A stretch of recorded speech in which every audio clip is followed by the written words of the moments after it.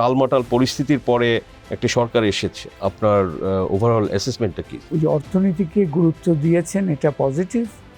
সংস্কার নিয়ে একটা অস্পষ্ট সিগন্যাল আসছে, এটা নিয়ে উদ্বেগের জায়গা আছে। অর্থনীতির সূচকগুলো তো কঠিন অবস্থায় আছে, সুতরাং এই ম্যানেজমেন্ট ক্যাপাসিটিটা এটা কিন্তু খুবই একটা গুরুত্বপূর্ণ বিষয়। এই সরকারের জন্য আসলে চ্যালেঞ্জেসগুলো কি? রাষ্ট্রের যে আর্থিক সক্ষমতা, বিশেষ করে রাজস্ব আহরণ, এটা খুবই দুর্বল অবস্থায় আছে। যাই সম্পদ আছে সেটার দক্ষ ব্যয় একটা বড় চ্যালেঞ্জ হবে, যে বাস্তবতা ভিত্তিক বাজেট করা। বাংলাদেশের কৃষি আগামীর অন্যতম প্রবৃদ্ধির চালক হতে হবে। প্রত্যেকটাই সম্ভাবনাময় শব্দটার মধ্যে আটকে আছে। রাষ্ট্রীয় দুটা ব্যাধি, একটা হচ্ছে দুর্নীতি আর একটা হচ্ছে হয়রানি। হয়রানির জগৎটা একটা বিশাল জগৎ। এই হয়রানিটা কারা করে? আমলাতন্ত্র? হয়রানি সার্বিক পর্যায়ে। আপনি ইন্টারিমের এইগুলোর নিয়ে কি অ্যাসেস করবেন? ওনারা কিন্তু এই যে দুর্নীতির বিষয় বলি, হয়রানির বিষয় বলি, কোনোটাতে ঠিক গুরুত্বপূর্ণ অগ্রগতি হয়নি। সামনে বাজেট দিবে, নতুন অর্থ বছর আসবে, আপনার এখানে কি সাজেশন? কাগুজে আশ্বাস থেকে বের হওয়া দরকার। কোয়ালিটি শিক্ষার বিষয়ে একটা সার্বিক পুনঃচিন্তা দরকার।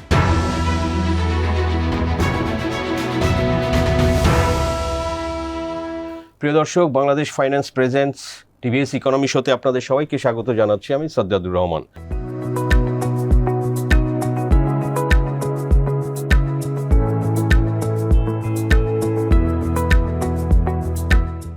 দর্শক, আমরা এই শোতে আলোচনা করি বাংলাদেশের অর্থনৈতিক পরিস্থিতি নিয়ে। আমরা জানি যে বাংলাদেশে একটি নতুন নির্বাচিত সরকার এসেছে এবং তারপরে আমরা দেখেছি যে রাশিয়া ইউক্রেন যুদ্ধের পরে যে এই যে নতুন করে মধ্যপ্রাচ্যে আমেরিকা এবং ইসরায়েলের যে ইরানের উপরে আক্রমণ এবং তার যে পরবর্তী পরিস্থিতিগুলো, আমরা সবাই সেটা জানি যে কী ধরনের প্রভাব পড়েছে অর্থনীতির উপরে।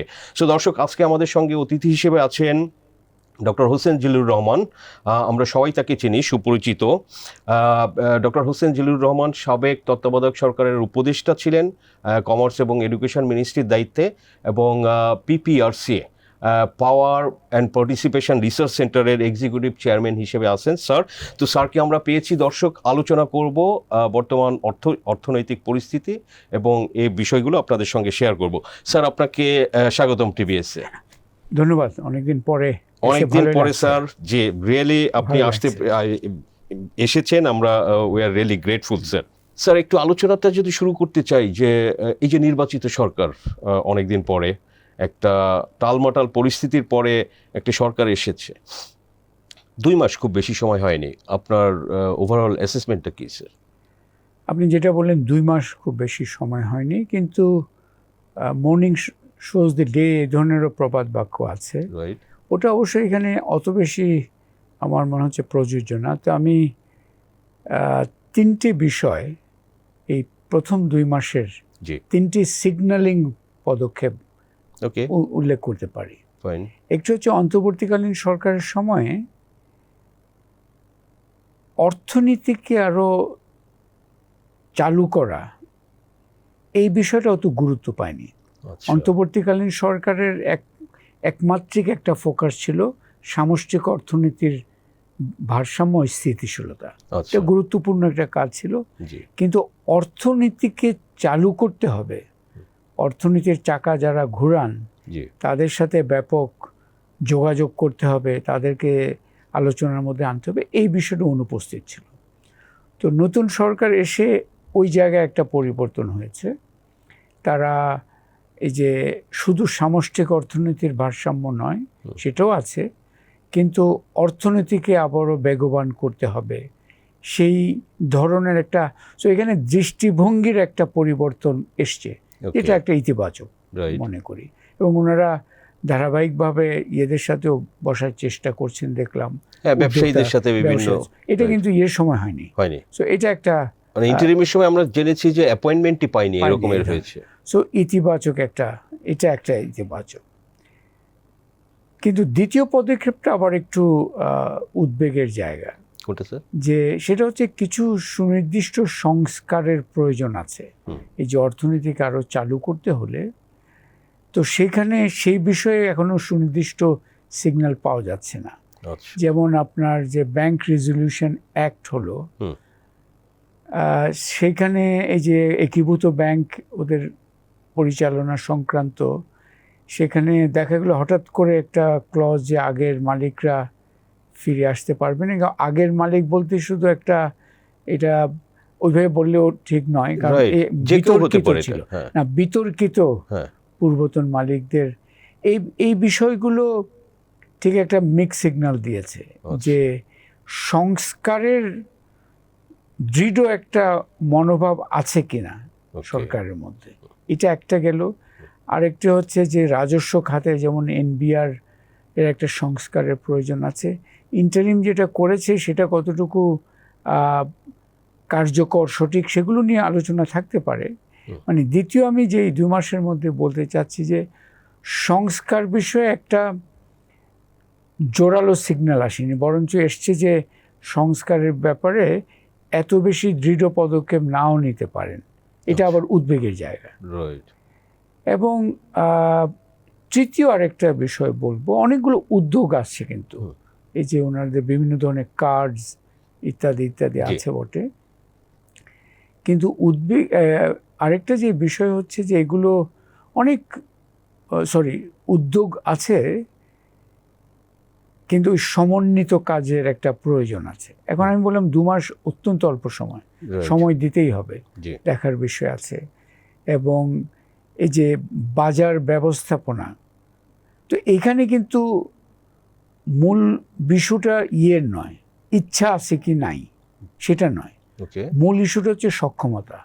এই যে কোঅর্ডিনেট করার, সমন্বয় করার, দ্রুততার সাথে সিদ্ধান্ত নেওয়ার, এই দক্ষতার বিষয়টাও একটা দেখার বিষয় আছে। তো আমি এই প্রথমেই যে বলবো 2 মাসে ওই যে অর্থনীতিকে গুরুত্ব দিয়েছেন, এটা পজিটিভ। সংস্কার নিয়ে একটা অস্পষ্ট সিগন্যাল আসছে, এটা নিয়ে উদ্বেগের জায়গা আছে। এবং অনেক উদ্যোগ পাশাপাশি সক্ষমভাবে বাস্তবায়ন, ম্যানেজমেন্ট ক্যাপাসিটি ফুয়েল ইস্যুতেই যেটা হলো, এটা একটা বিষয়, এটা নিয়ে আমরা আরো দেখতে পারি। এটা একটা বিষয় যে বাজার ব্যবস্থাপনার বিষয় আছে, কারণ এখন তো বেশ কঠিন অনেকগুলো কাজ, আমাদের অর্থনীতির সূচকগুলো তো কঠিন অবস্থায় আছে। সুতরাং এই ম্যানেজমেন্ট ক্যাপাসিটিটা, এটা কিন্তু খুবই একটা গুরুত্বপূর্ণ বিষয় হবে। এবং সেটা দক্ষতা একটা শব্দ, সমন্বয় একটা শব্দ, এবং সময় মতো সিদ্ধান্ত আরেকটা শব্দ। এগুলো দেখাতে পারবেন কিনা আমাদের অপেক্ষায় থাকতে হবে। Right sir. স্যার, এই যে সামনে আমাদের বাজেট আসতেছে, খুব বেশি সময় নেই, মাঝখানে মে মাস আছে। তো এই যে নতুন সরকার, আপনি তো অলরেডি কিছু বলেছেন, তো এদের জন্য আসলে মেইন চ্যালেঞ্জেসগুলো আপনি কি মনে করেন? শুধু সামনে বাজেট রেখে না, এখন অর্থনীতিতে আসলে এই সরকারের জন্য আসলে কি চ্যালেঞ্জেসগুলো কি? চ্যালেঞ্জ তো বহু থাকে, কিন্তু তার মধ্যেও আপনার অগ্রাধিকারগুলো দেখা দরকার। যেমন একটি হচ্ছে যে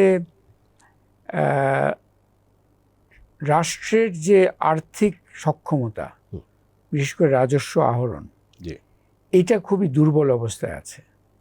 এই বছরের যে লক্ষ্যমাত্রা, ইন্টারিমের যে লক্ষ্যমাত্রা ঠিক করেছিলেন, সেখানেই সম্ভবত 1 লাখ কোটি টাকার ঘাটতি হবে।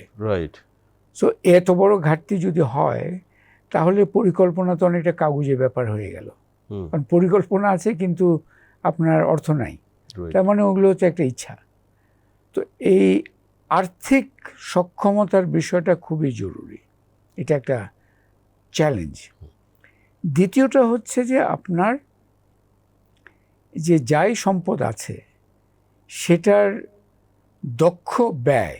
মানে আমরা অনেক সময় বলি যে বাজেটের আকার, যেমন এবারও শুনতে পাচ্ছি যে বাজেটের একটা প্রবণতা থাকে যে অনেক বড় একটা বাজেট দেখাতে হবে। এটা কাকে দেখাতে হবে?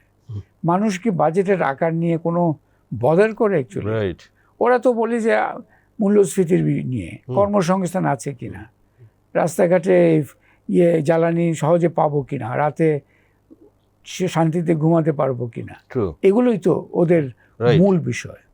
সো এখানে এই যে একটা বড় চ্যালেঞ্জ হবে যে বাস্তবতা ভিত্তিক বাজেট করা। কারণ আমাদের ধারাবাহিক একটা ব্যর্থতা হচ্ছে, বা একটা দুর্বলতা আমাদের বাজেট প্রক্রিয়ার, যে বাস্তবতার সাথে সামঞ্জস্যটা কম। মানে রেভিনিউ কালেকশন টার্গেট তো সবসময় আমরা দেখি যে এটা অ্যাচিভ হয় না। এখন যে অ্যাচিভ হয় না, তাহলে আমাদের কেন আবারও বড় মাত্রা দিতে হবে? এটা যে বুক ভরে আশা বেঁধে করলাম, এটা তো ওই ধরনের হতে পারে না। এবং আবার ওই অ্যাচিভ করার জন্য যে সংস্কারগুলো করা দরকার, সেখানে যদি আবার খুব শক্তিশালী সিগন্যাল না যায়, তাহলে কি হচ্ছে? তাহলে আবার ওই যে অ্যাচিভ করতে পারছি না, সেটাই আবার পুনরাবৃত্তি হবে। এই ধরনের একটা বিষয় আছে। তবে আমি যেটা মনে করি, মানে বাজেট তো আছে বটে, কিন্তু বাজেটের মধ্যে আসলে আমাদের একটা আমি যেভাবে দেখছি, আমাদের এই যে এখন জ্বালানি সংকট এসছে, এটা তো একেবারে ওনাদের ঘাড়ের উপর একটা পড়ে গেল। তাদের জন্য সহানুভূতি হয় যে কঠিন একটা পরিস্থিতি মাত্র 10 দিনের মধ্যে শুরু হলো। কিন্তু বাস্তবতা হচ্ছে আমাদের বাংলাদেশের অর্থনীতি সেই কোভিড পিরিয়ড থেকেই এক ধরনের সংকট কাল কাটাচ্ছে, একটার পর একটা এসছে। কোভিড, ইউক্রেন যুদ্ধ, তারপরে রাজনৈতিক এই যে আমাদের পরিস্থিতি হলো, একটা ট্রানজিশন হলো, এখন আছে জ্বালানি। এই যে সংকটের মধ্যেই আমরা চলছি। তবে এর মধ্যে আবার সংকটের মধ্যে চলার মধ্যেও আমাদের কিন্তু আমাদের লক্ষ্যমাত্রাগুলো খুব কৌশলীভাবে আরও ঠিক করা দরকার। সংকট মোকাবেলাটা যেমন দরকার, আবার বাংলাদেশের অর্থনীতির মধ্যমেয়াদে কোথায় নিয়ে যেতে পারি সেই কৌশলী চিন্তাগুলো খুব দরকার। আমাদের যেমন এখনো আমরা আছি সেই গার্মেন্টস এবং রেমিটেন্স, প্রবৃদ্ধির চালক ওই দুইটাই। আগামী 5-10 বছরও কি আমরা ওই দুইটার উপরেই থাকবো? ওই দুইটার উপর নির্ভর করে কত বাড়বে আর এখানে এইটার উপর এখনো খুবই গুরুত্ব দেওয়া দরকার, এই যে গার্মেন্টস এবং রেমিটেন্সের উপর। কিন্তু নতুন প্রবৃদ্ধির চালক তো লাগবে। গার্মেন্টসও তো স্যার এখানেও আপনি অনেক ডাইভার্সিফাইড প্রোডাক্ট আছে, এবং backward language industry, textile, huge potential. আমি বলছি কিন্তু পোটেনশিয়াল অনেক আছে, কিন্তু ঘুরে ফিরে আপনি যখনই দেখবেন ডাইভার্সিফিকেশন একটা ইচ্ছা বা আশা হিসেবে থেকে যাচ্ছে, কাগজে কলমেই থাকছে। সো এখানে আমাদের এই নতুন প্রবৃদ্ধির চালক অন্বেষণ, এইটাকে একটা, এবং এটা কিন্তু এমন না যে ব্যুরোক্রেটরা বা আমলারা অফিসে বসে এগুলো বের করবে। উদ্যোক্তা শ্রেণী কিন্তু অলরেডি এগুলো বের করছে, তৈরি করছে। যেমন কৃষি আগামীতে খুবই গুরুত্বপূর্ণ একটা খাত হিসেবে ইমার্জ করার দরকার, উচিত, সম্ভাবনা আছে কৃষির।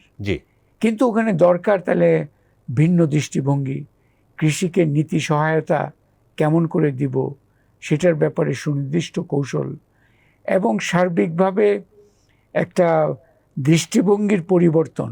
কারণ আমাদের নীতি নির্ধারক মহল বলি, অথবা আমাদের এই মধ্যবিত্ত শ্রেণী যারা ওপিনিয়ন মেকিং, তারা কিন্তু কৃষিকে এখনো পশ্চাৎপদ খাত হিসেবে দেখে। আমাদের আগের যুগের এটা হচ্ছে পিছনের। কিন্তু আসলে আমি যেটা দেখি, বাংলাদেশের কৃষি আগামীর অন্যতম প্রবৃদ্ধির চালক হতে হবে। কিভাবে সেটা হতে পারে? সেটা হতে পারে ভ্যালু চেঞ্জ, নতুন ভ্যালু, এই যে প্রোডাক্টিভিটি ইনক্রিজ, আমাদের রপ্তানি খাতের সাথে জড়িত, অথবা আমাদের এই যে আভ্যন্তরীণ, আপনি দেখেন যে আমাদের এক সময় আমাদের কোরবানির সময় মূলত গরু ইন্ডিয়া থেকে আসতো না, তারা বন্ধ করে দিল। রেসপন্সটা কি ছিল? দেশীয় কিন্তু এই গবাদি পশুর সেক্টরটা কিন্তু একটা গ্রো করেছে। কিন্তু আমরা যেমন চামড়া, এটা থেকে আরো কিছু, জুট আছে আমাদের, কিন্তু জুট এখনো সেই কাঁচামাল, চামড়া থেকেও বিলিয়ন্স আসতে পারে ডলার, কিন্তু জুটের থেকে আমি বলছি, জুটের এখন আমরা ওই একটা জুটের শৌখিন, যেমন diversified jute diversity development centre, এটা কি যেন আছে, জেডিপিসি বলে মনে হয়, জুট ডাইভার্সিফিকেশন প্রমোশন সেন্টার। কিন্তু এগুলো ওই শৌখিন কটেজ পর্যায়ে রয়ে গেছে, এগুলো ব্যাপক পর্যায়ে যায়নি, কারণ আমাদের ওইখানে নীতি চিন্তার একটা ঘাটতি রয়ে গেছে। আইসিটি বিশাল একটা সম্ভাবনা, যেখানে প্রচুর কর্মসংস্থান হতে পারে। ফার্মাসিউটিক্যাল, এগুলো তো বাংলাদেশ অলরেডি করেছে, দেখিয়েছে, কিন্তু ওই পর্যায়ে যায়নি। আপনাদের এই লেদারের কথা বললাম, সেরামিক্স আছে আপনার, ইভেন সেমিকন্ডাক্টর টাইপ ইন্ডাস্ট্রি, এগুলো আমাদের যেটা বললাম, মানে এগুলোতে করতে হবে না, ওই একজন নতুন করে করতে হবে না, একজন আমলা এগুলো বের করার ব্যাপার নয়। মাঠেই কিন্তু আমাদের অ্যাক্সেসরিজ, এই যে ব্যাকওয়ার্ড লিঙ্কেজ, এগুলোর কত ধরনের সুযোগ কিন্তু রয়ে গেছে, কিন্তু এগুলো স্কেলে যাচ্ছে না। প্রত্যেকটাই সম্ভাবনাময় শব্দটার মধ্যে আটকে আছে। কিন্তু সম্ভাবনাময় একটা ভালো শব্দ, কিন্তু ওটা তারপরে তো আরেকটা স্তরে যেতে হবে। কিন্তু স্যার এটা যাচ্ছে না কেন? ধরেন যে আপনিও একটা সময় কেয়ারটেকার গভর্নমেন্টে ছিলেন, তখন আপনি তো দেখেছেন সরাসরি, এবং বিভিন্নভাবেই আপনার অর্গানাইজেশনের পিপিআরসির মাধ্যমেও এগুলো যোগাযোগটা হয়। তো এই যে আসলে সব কিছুই আমাদের শুধু বলার মধ্যে, এই যে আপনার আমরা যে ম্যান পাওয়ার বিদেশে কাজ করতে যাই প্রতি বছর 10-12 লাখ, কিন্তু আমাদের আসলে ধরেন যে রেমিটেন্স কিন্তু ওইভাবে বাড়ে না, বিকজ তারা আসলে খুবই লো এন্ড লো কোয়ালিটির জব করে, বেতন কম। তো এগুলোর মাধ্যমে এগুলো যদি আমরা স্কেল আপ করে পাঠালে কয়েক গুণ রেমিটেন্স আসতে পারে, এরকমও বলে। তো এই যে এত সম্ভাবনা, ডাইভার্সিফিকেশন নিয়েও সম্ভাবনা আছে এগ্রো সেক্টরে, তো হয় না কেন? এখন হয় না কেন, অনেকগুলো কারণ আছে, কিন্তু আমি কয়েকটা কারণ একটা বলতে পারি। একটা, আসলে আমাদের এই যে অর্থনৈতিক কৌশল, এটার একটা কৌশলী জায়গায় একটা ঘাটতি আছে। অনেক ডকুমেন্টের অভাব নাই, প্ল্যানিং কমিশনে ঘাটলে আপনি বহু ডকুমেন্ট পাবেন, কিন্তু হচ্ছে না কেন? এই যে আপনি বললেন, আমরা কিন্তু বললাম ওই যে এখনো সেই দুই প্রবৃদ্ধির চালকের উপর নির্ভর, এবং ওই দুইটার সেলিং পয়েন্টগুলো কি কি? মূলত সস্তা শ্রম। আপনি তো বললেন রপ্তানি করছি, যে মানব সম্পদ হচ্ছে লো এন্ডে, গার্মেন্টস সেম।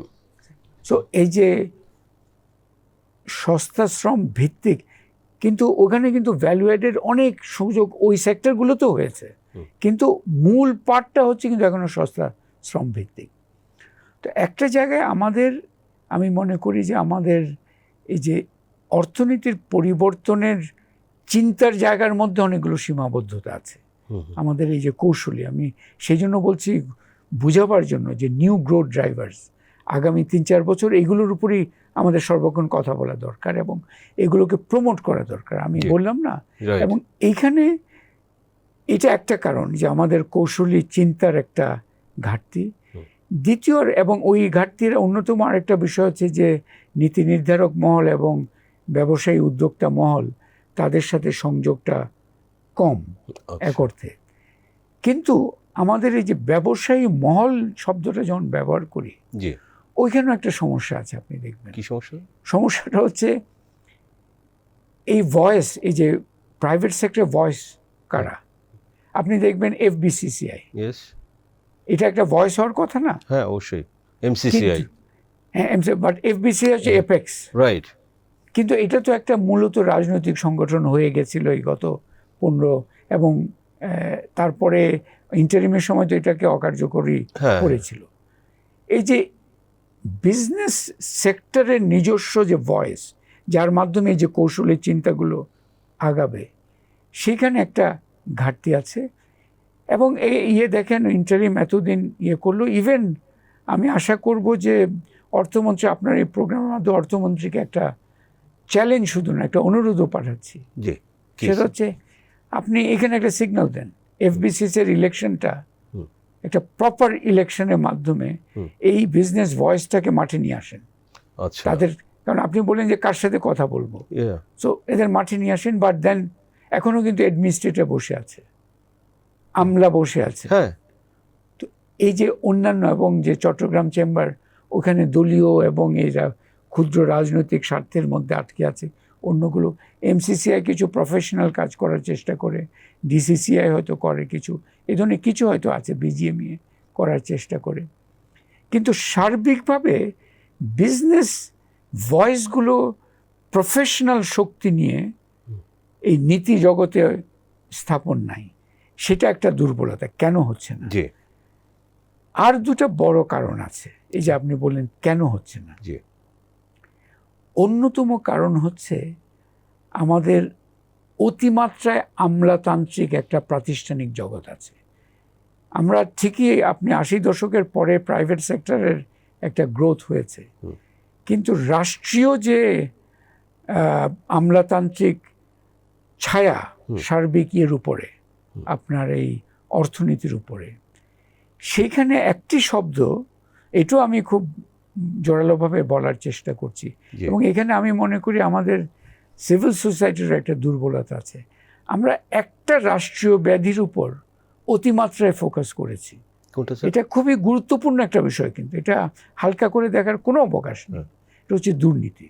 আচ্ছা, দুর্নীতিটা খুবই একটা বড় ধরনের সমস্যা, কিন্তু দুর্নীতির চেয়েও বড় আর একটা সমস্যা আছে। সেটাকে আমি একটা রাষ্ট্রীয় ব্যাধি বলছি। একটা ব্যাধি, রাষ্ট্রীয় দুটা ব্যাধি, একটা হচ্ছে দুর্নীতি, আর একটা হচ্ছে হয়রানি। আচ্ছা, হয়রানির জগৎটা একটা বিশাল জগৎ। পদে পদে আপনি, এবং সেটা আপনি একজন উদ্যোক্তা হন, ক্ষুদ্র উদ্যোক্তা হন, বড় উদ্যোক্তা হন, যার কোনো ওই রাজনৈতিক কানেকশন নাই। এই হয়রানিটা কারা করে? আমলাতন্ত্র? হয়রানি সার্বিক পর্যায়ে আমলাতন্ত্রের বিভিন্ন, মানে রাষ্ট্রীয় অ্যাজ এ হোল। রাষ্ট্রের তো ধরেন আমলাতন্ত্রের অনেক চেহারা আছে, তাই না? একটা অর্থ মন্ত্রণালয়ের আছে, আবার বিভিন্ন পারমিশন নিতে হয়, লাইসেন্স নিতে হলে আপনার পারমিশন নিতে হয়। ওয়ান স্টপ সার্ভিস বলে একটা শব্দ আছে। আর আমরা যেটা হয় যে আমরা খুবই উৎসাহী নতুন নতুন অফিস বানাবার জন্য, এই যে বিডা, বেজা, বেবজা, এখন আবার এগুলো সবকে মার্জ করার। তো এগুলো বানাইছিলেন কেন আগে তাহলে?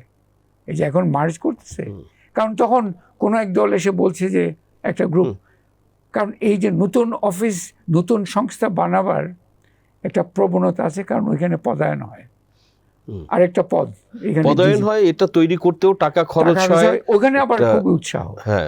সো এই জায়গায় একটা বড় ধরনের এই যে হয়রানির বিষয়টা, আমি এটা বলবো যে আগামীতে আমরা দুইটা রাষ্ট্রীয় ব্যাধিকে সরাবার জন্য সবারই নামতে হবে।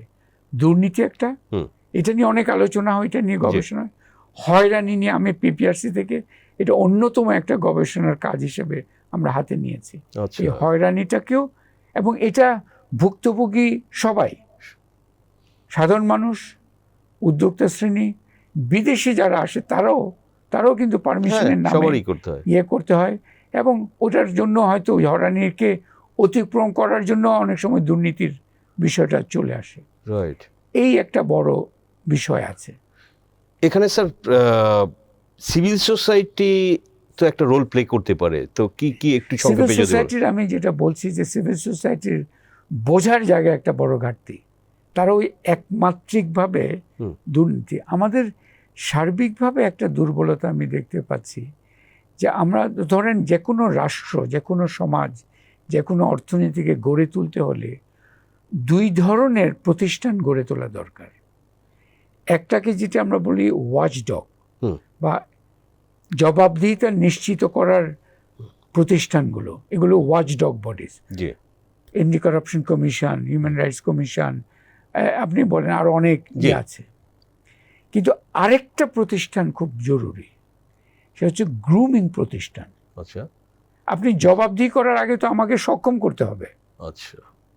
আমার যে সক্ষম হব, এই যে আপনি দেখেন আমাদের শত শত ট্রেনিং প্রোগ্রাম, আপনাদের এখানে তো দেখছিলাম যে ট্রেনিং কেন ডেলিভার হচ্ছে না, প্রোগ্রাম আছে। এই যে গ্রুমিং প্রতিষ্ঠান, মানে সক্ষম করে তোলার যে প্রতিষ্ঠানগুলো শুধু নয়, সেখানে চিন্তাধারা, কৌশল, এই জায়গায় বড় ধরনের একটা ঘাটতি আছে। এবং সিভিল সোসাইটিও এই বড় এই সমস্যার মধ্যে, যে গ্রুমিং প্রতিষ্ঠানের দিকে নজর দেওয়ার জন্য যতটা আগ্রহ থাকা দরকার, তার চেয়ে অনেক বেশি আগ্রহ হচ্ছে ওই যে ওয়াচডগ বডিজ। দুইটার মধ্যে ব্যালেন্স করে আগাতে হবে, কারণ আপনি সক্ষমতা যদি তৈরি না করেন, এবং তার মাসুল কিন্তু আমরা দিচ্ছি। আপনি বললেন না যে কেন আগাচ্ছি না, কারণ আমাদের ইয়ে নাই, এই সক্ষমতা নাই। আপনি এখনো মন্ত্রণালয়গুলো ঘুরে দেখেন, এখনো কিন্তু ওই যে ফাইল লেখার যে, এখনো কনসালটেন্টের উপর, বিদেশি পরামর্শদাতার উপর নির্ভরশীল ইয়ের জন্য, আচ্ছা, পরামর্শের যে ফাইলগুলো তৈরির জন্য আমাদের বেতন অনেক বাড়িয়েছে আমাদের ব্যুরোক্র্যাটসদের, কিন্তু এই সক্ষমতাটা বাড়ায়নি। Right, true sir. আপনি যে দুটি ব্যাধি, হয়রানি এবং দুর্নীতি, তো আমি একটু যদি আসতে চাই যে ইন্টারিম সরকার তারা 1.5 বছরের মতো ছিল, সো অনেকের কিন্তু আশা ছিল যে এই সময়ে কিছু আসলে মডেল কাজ হবে, যেটা পরবর্তী সরকারগুলোর জন্য, যে যারাই আসুক তাদের জন্য আসলে এগুলো একটা আদর্শ কিছু রকমের। এরকম বিভিন্ন কমিশন যারা করেছিল তারাও কিছু সাজেশন দিয়েছিল। তো এরকমের কাজ তো কিছু, এই যে দুর্নীতি কমানো বা হয়রানি কমানো, কোনো একটা ল্যান্ড অফিস নিয়ে বা হসপিটাল নিয়েও তো কাজ করতে পারতো। আপনি ইন্টারিমের এইগুলোর নিয়ে কি অ্যাসেস করবেন? এখন ইন্টারিম সরকারের সময়টা অ্যাকচুয়ালি একটা অ্যাসেসমেন্ট করা জাতির শিক্ষার জন্য খুবই জরুরি। আচ্ছা, এটা হচ্ছে ওনাদেরকে দোষারোপ বা ওইভাবে নয়, রাইট। মানে ওনারা তো 1.5 বছর, এবং ওনারা হচ্ছে একদম বিশেষ ধরনের সরকার, যে এবং বিশেষ পরিস্থিতিতে আসা, বিশেষ পরিস্থিতি, জন আকাঙ্ক্ষার একটা এত উচ্চ জন আকাঙ্ক্ষার পরিপ্রেক্ষিতে ওনারা আসলেন। কিভাবে ওনারা ওনাদের ম্যান্ডেটটা এক্সারসাইজ করলেন, জি, সেইটার একটা নির্মোহ বিশ্লেষণ আসলে খুবই জরুরি, এবং এটা হওয়া দরকার। শুধুমাত্র কাদা ছোড়াছুড়ি বা অযৌক্তিক বা তথ্য ছাড়াই অভিযোগ এইভাবে নয়, জি, এটা নির্মোহ অভিযোগ। আমি আমার দৃষ্টি যতটুকু আমি বলার চেষ্টা করেছি, ওই সময়কালে অনেক ইন্টারভিউ ইত্যাদি দিয়েছি, জি, ওনারা ওনাদের আপনি যেটা বললেন যে প্রারম্ভিক কোনো দু একটা, যেমন একটা সামাল দেওয়ার কাজ ছিল, ওটা একটা দেওয়ার চেষ্টা করেছেন, যেটা বটে, কিন্তু এখন পিছনে তাকালে ওটা অত্যন্ত একটা বলা যায় যে ওটা একটা ছিল, কিন্তু আশা যেটা ছিল, এবং আমি মনে করি সুযোগ বহু ধরনের ছিল। ওনারা কিন্তু এই যে দুর্নীতির বিষয় বলি, হয়রানির বিষয় বলি, কোনোটাতে ঠিক গুরুত্বপূর্ণ অগ্রগতি হয়নি।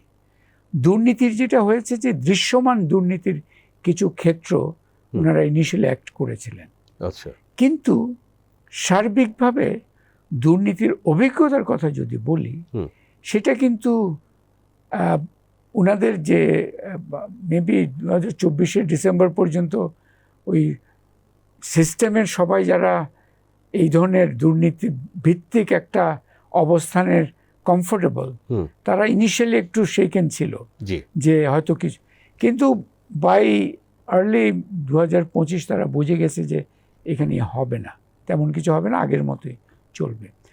আর ওনারা মানে ওনাদের অন্যতম একটা দুর্বলতা ছিল, ওনাদের একটা ক্যাপাসিটির ঘাটতি ছিল, ওনাদের টিম সুস্পষ্ট। এই যে আপনি একটা উদাহরণ যদি দিই, এখন হামের যে হচ্ছে, এটা কিন্তু একটা কেস স্টাডি হতে পারে। এটার কিন্তু সমস্যাটার সূত্রপাত কিন্তু সেই কোভিড সময় থেকে, আওয়ামী লীগের সময় থেকে, এই যে রুটিন ইমিউনাইজেশন ব্যবস্থাপনা একটার ধস নামতে শুরু করে, বা ডিসরাপশন হয়েছে স্যার, ডিসরাপশন শুধু না, ধসই নামতে শুরু করে। আচ্ছা, কিন্তু 2025 এটা একটা ক্রিটিক্যাল আপনার একটা সংকট পর্যায়ে উপনীত হয়।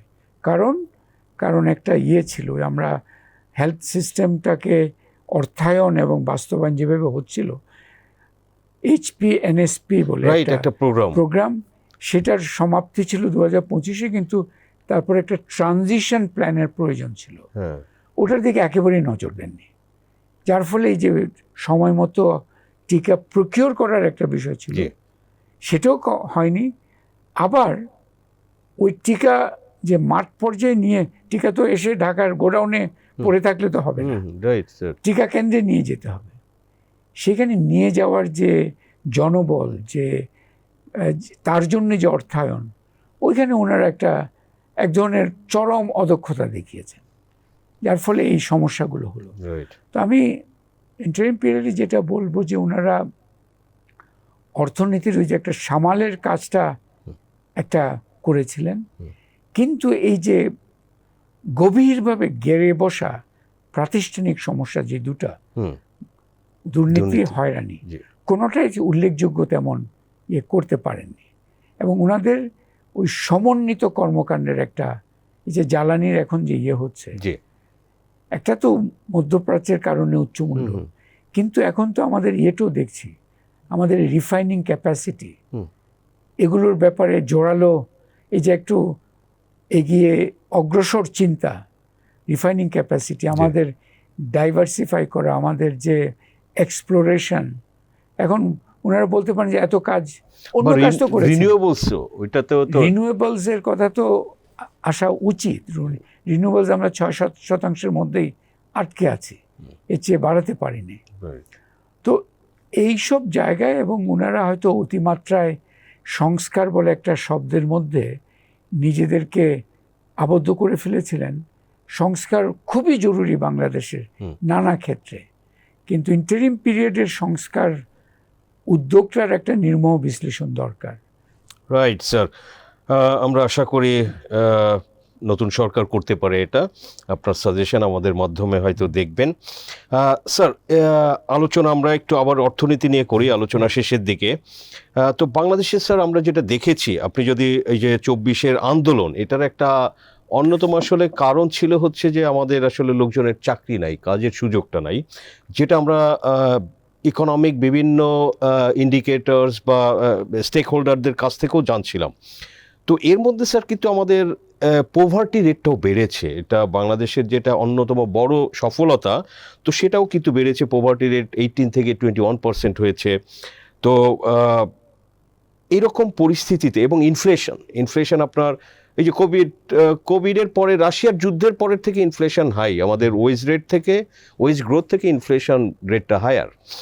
তো এরকম পরিস্থিতিতে নতুন একটা সরকার, আবার নতুন জ্বালানির যে সংকট, এই পরিস্থিতিতে সামনে বাজেট দেবে, নতুন অর্থবছর আসবে। তো আপনার এখানে কি সাজেশন যে সরকারের আসলে এরকম পরিস্থিতি থেকে ওয়ে আউট, একই সাথে জব ক্রিয়েট করতে হবে, একই সাথে ইনফ্লেশন কন্ট্রোল করতে হবে, একই সাথে আবার সাপোর্ট দেওয়া দরকার হতে পারে, সাবসিডি বার্ডেন বাড়বে, আবার আমাদের রেভিনিউ কম, এই সাইকেল থেকে আসলে বের হওয়ার উপায়টা কি করবে? একটা হচ্ছে কাগুজে আশ্বাস থেকে বের হওয়া দরকার। বাস্তবতা কঠিন, সেটা মানুষ প্রত্যেক দিন অনুভব করছে নিজের ব্যক্তিগত জীবনে। সো এটা বাস্তবতা কঠিন নয়, সেটা বুঝ দিলে তো এটা কেউ বুঝবে না। আপনি লাইনে দাঁড়িয়ে আছে তেলের জন্য, আপনি যদি বলেন যে কোনো সংকট নেই, তাহলে মানুষের অভিজ্ঞতার সাথে আপনার বক্তব্যের একটা অমিল দেখা যাচ্ছে। সো এখন সরকার কি করতে পারে? আমরা তো শুধু সমালোচনা করার ব্যাপার নেই। সরকারের একটা হচ্ছে এই জায়গায় এই বাস্তব ভিত্তিক আলোচনাটা খুবই জরুরি। এটা খুব সহজ একটা বাক্য মনে হচ্ছে, এইখানেই তো আমরা ঘাটতি করি। আমরা বাস্তবতাটাকে স্বীকার করে নিয়ে এবং সেটা তুলে ধরাও, এবং সুষ্ঠু পরিসংখ্যানের মাধ্যমে। এই যে পরিসংখ্যান কিন্তু একটা খুব গুরুত্বপূর্ণ বিষয়। অন্তর্বর্তীকালীন সরকারের সময় আমাকে একটা টাস্ক ফোর্সের প্রদান করা হয়েছিল এই যে পরিসংখ্যান বিষয়টাকে আরো উন্নত করার জন্য। আমরা খেটে খুঁটে দিয়েছি 8 জন ইন্ডিপেন্ডেন্ট একটা টিম নিয়ে আর কি। ওই পয়েন্টে স্যার একটু জানতে চাবো আলাদাভাবে। আচ্ছা, ঠিক আছে, পরে বলি তাহলে ওটা। কিন্তু আমি যেটা বলছি যে এই সরকারের অর্থনীতি নিয়ে যদি ইয়ে করতে হয়, একটা হচ্ছে রাজস্ব।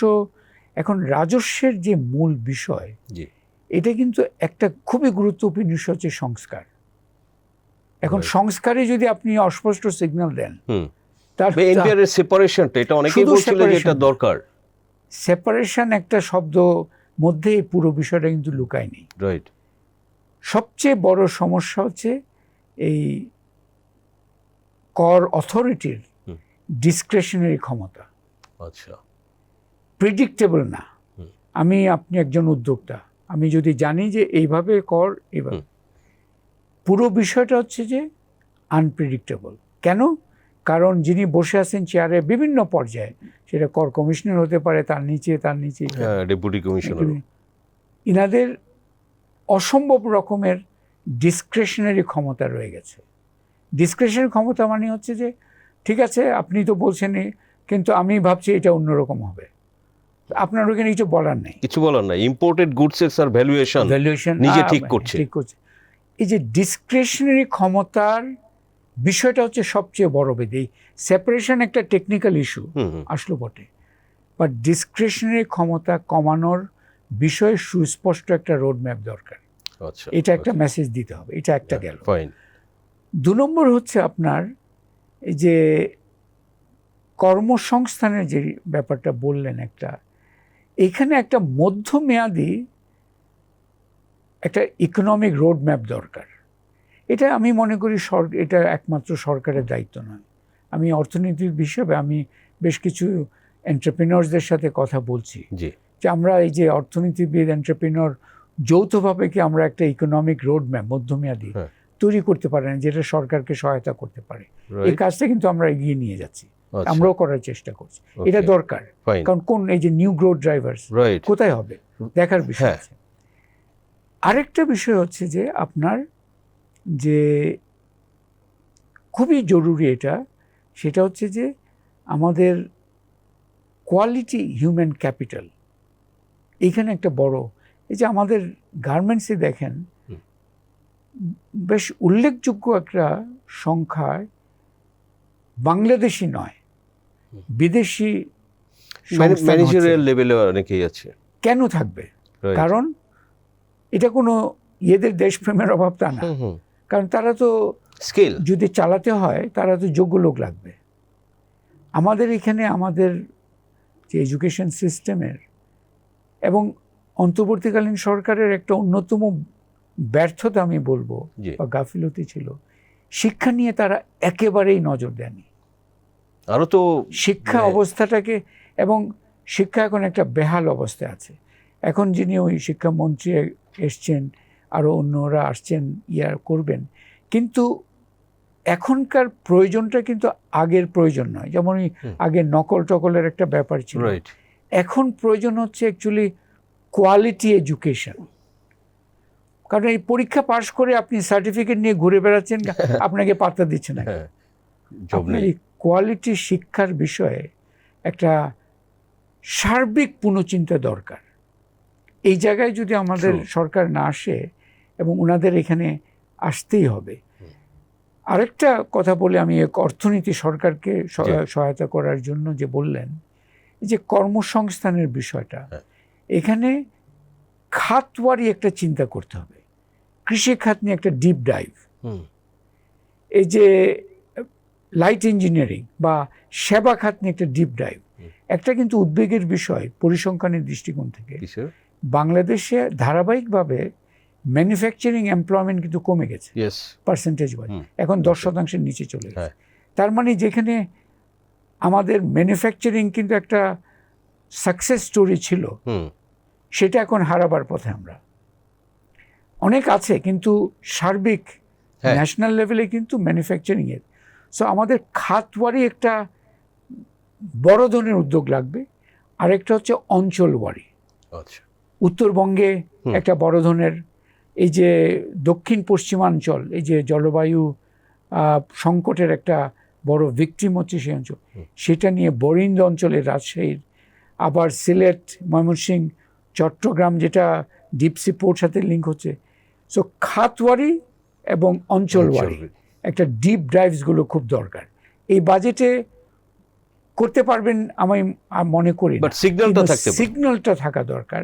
কারণ বাজেটটা হচ্ছে, আপনার বাজেটে 3টা জিনিস থাকে। একটা হচ্ছে যে বরাদ্দ, একটা হচ্ছে ব্যয়ের কৌশল, আরেকটা হচ্ছে ইকোনমিক সিগন্যাল। আমরা আলোচনা শুধু করি বরাদ্দ নিয়ে, কিন্তু অন্য দুটার খুব জোরালো দিতে হবে অ্যাকচুয়ালি, নজর দিতে হবে। রাইট স্যার, একদম শেষের দিকে আমরা আলোচনা, আপনি সংক্ষেপে যদি বলেন, আপনি যে এই যে বিবিএস এর এই যে বাংলাদেশের পরিসংখ্যান, এগুলো আসলে এগুলো নিয়ে অনেক প্রশ্ন মানুষের মনে, যে এগুলো ঠিক কিনা, ইনক্লুডিং জনসংখ্যা সহ। তো আপনারা ইন্টারিমের সময় এগুলো নিয়ে কাজ করেছেন, একটা কমিটিতে ছিলেন, আপনি হেড দিয়ে করেছেন। তো স্যার, ওখানে আমি বলবো যে আপনারা মানে কি পেয়েছিলেন, যে আগের তথ্যগুলো আসলে কোথায় কোথায় ভুল হতো মেজর, এবং আপনারা কি সাজেশন দিয়েছেন, এবং সেগুলো আসলে বাস্তবায়ন হয়েছে কিনা? না, বাস্তবায়ন হয়নি সেটা এখনই বলে দিতে পারি, বাস্তবায়ন হয়নি। ওকে, কারণ আমাদের ওনারা ঠিক নিয়েছেন, অতটুকুই ছিল। সো এখানে পরিসংখ্যানের বিষয়টা অ্যাকচুয়ালি একটা হচ্ছে, আপনি যদি বললেন যে পরিসংখ্যান ভুল কিনা, সেখানের অনেক বিষয় আছে। মানে ভুলের নানা ধরন আছে অ্যাকচুয়ালি, Right. ক্যালকুলেশন পদ্ধতি, হুম। মেথোডোলজি, আবার সময় মতো প্রকাশ না করা। মানে আপনি ধরেন 2022-এর পরিসংখ্যান যদি 26-এ প্রকাশ করি, রাইট, তাহলে ওটার ভ্যালু তো অলরেডি কমে গেছে। ইয়েস, তাই না? অনেক সমস্যা আছে এখানে। অন্যতম একটা সমস্যা হচ্ছে পরিসংখ্যান বিবিএসকে একটা প্রফেশনাল সংস্থা হিসেবে চিন্তা করা হচ্ছে না। আচ্ছা, এটা সরকারের আমলাতন্ত্রের একটা অংশ এই হিসেবে Okay. এটাই হচ্ছে মূল সমস্যা। আচ্ছা, কারণ আপনি যদি অন্যভাবে চিন্তা করেন, এটা একটা প্রফেশন, তাহলে এটা নিয়োগগুলো অন্যভাবে চিন্তা করবেন, ওকে, এখানে কাদেরকে নেতৃত্ব দিবেন অন্যভাবে চিন্তা করবেন, এবং তাদেরকে এম্পাওয়ার করবেন, তাদের যে এই যে পরিসংখ্যানগুলো। আবার তার জন্য আর্থিক সক্ষমতা দিতে হবে। অনেক লেবার ফোর্স সার্ভের মধ্যে যেমন কিছু সার্ভে আছে যেগুলো রুটিনলি করা দরকার। হুম। আমরা এগুলো বলেছিলাম, একটা লিস্টও বানিয়েছিলাম, কোর সার্ভে, আচ্ছা, যেগুলোর জন্য দাতা সংস্থার অর্থের উপর নির্ভর করা কেমন উচিত স্যার না। দু একটা যদি মেজর এই বলেন? যে আপনার labour force survey, labour force আছে, হাইএস আছে, ইকোনমিক সেন্সাস, এই যে জনসংখ্যা, Right. এগুলো আর কি। হ্যাঁ, এগুলো রুটিনলি করা দরকার এবং এটার জন্য বাজেট আগে থেকেই থাকা দরকার। এটার জন্য দাতা সংস্থার কাছে দৌড়াদৌড়ি করা উচিত নয়। দাতা সংস্থার কাছে দৌড়াদৌড়ি করলে যেটা হবে, তারা তাদের মেথোডোলজি, তাদের চিন্তাধারা, তাদের এক্সপার্টদের দিয়ে, এখন ওইখানে অনেক ধরনের গল্প আছে যে ডেটা গ্রেভইয়ার্ডস, মানে হয়েছে অনেক উদ্যোগ করেছে আপনারা এগিয়ে, তারপরে মাঝপথে ন্যাশনাল হাউজহোল্ড ডেটাবেস বলে একটা উদ্যোগ ছিল। রাইট, এটার উপর একটা কেস স্টাডি হতে পারে। এটা খরচ অনেক কিছু হয়েছে, কিন্তু এটা নিয়ে এখন কেউ কথা বলে না। এটা কারণ এটা কথা বললে একটু লজ্জার ব্যাপারে পড়ে যাবে। আচ্ছা, আচ্ছা, সো কিন্তু ওখানে অনেক সক্ষম লোক আছে, অনেক প্রফেশনাল লোক আছে, নেতৃত্বে হয়তো নাই।